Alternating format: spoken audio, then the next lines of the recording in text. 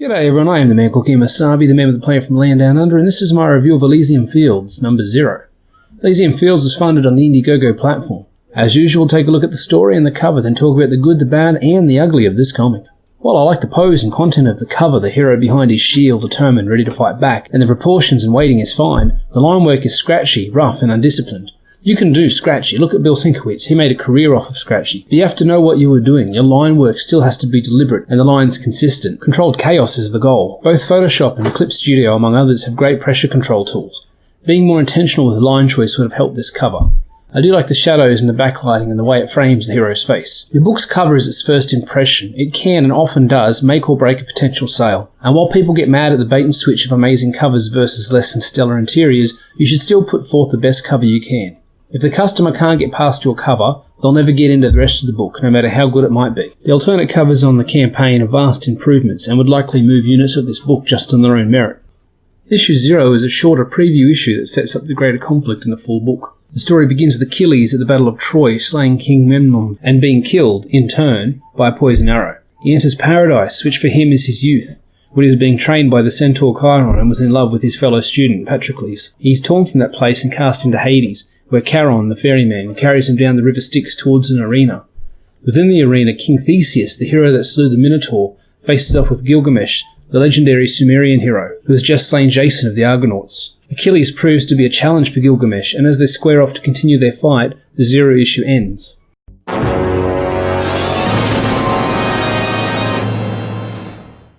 book opens with a passage from the Iliad in the ancient Greek, then translated to English.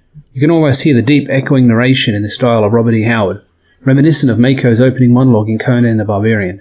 The narration in the book is big themed stuff, heavy talk of honour and war and life and death, the sorts of things men of action and legendary heroes trade in. It's dramatic, it's impactful, and it draws you into the life and death stakes of what they do. In a very short number of pages, the writer is able to draw upon these big ideas to hit you with the weight of a legend dying ignominiously, and the hope that many have of something better waiting for them on the other side, when they are finally forced to put down their swords and spears and stop fighting. The colours are big and bright and lend themselves to some great character designs. The character turnarounds in the back of the book are very well drawn, and everyone is visually interesting and unique and easy to tell apart. The flow from panel to panel is good, and it's easy to understand what's happening on each page.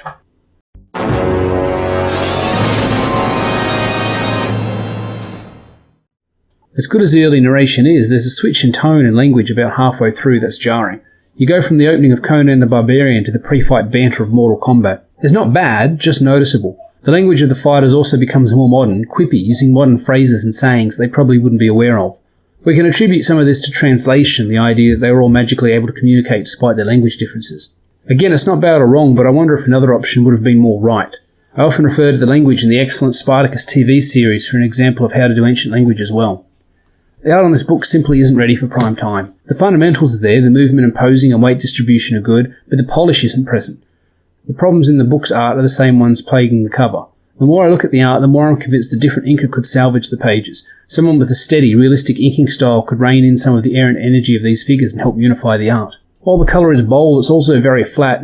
More and more fantasy is moving towards a Games of Thrones aesthetic, even as westerns become more like Deadwood. These genres are becoming more realistic, but with realism comes visual mundanity. This book is high fantasy with armour that could be more at home in Soul Calibur than Lord of the Rings. It's not bad design, but if you're going for that epic scale storytelling, the colouring needs to support the design. I'd suggest to the colourist to consider using some textures to add visual interest and variation of tone to large areas of colour, and to enhance the tactile quality of the book. Right now everything looks very flat, and while not bland, it looks too similar. They could even do that thing DC is doing with the future Wonder Woman, where the rendering of her armour is done in colour rather than black to give the material its metallic quality. I think it's something to do with channels in Photoshop. It shouldn't be that hard to work out.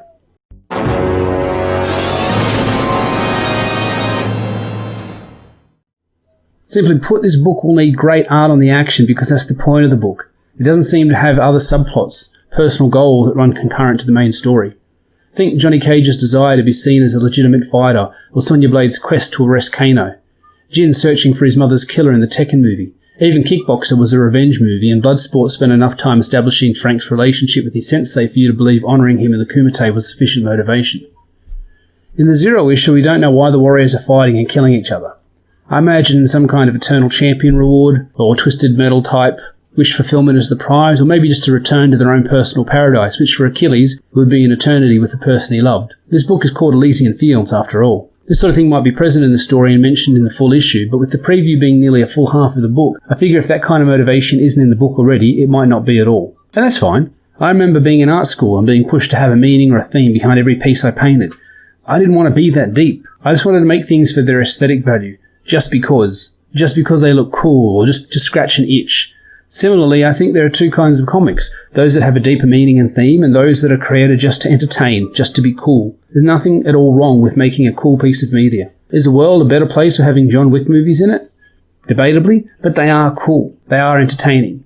Being made to entertain is reason enough to be made, in my opinion. This book entertained, and while some tighter finishing on the art and colours would definitely help the book, I'm more interested in the possibility that the story will lean into that Mortal Kombat aesthetic, with Theseus using the enchanted twine he used to escape the labyrinth like Scorpion's dart rope.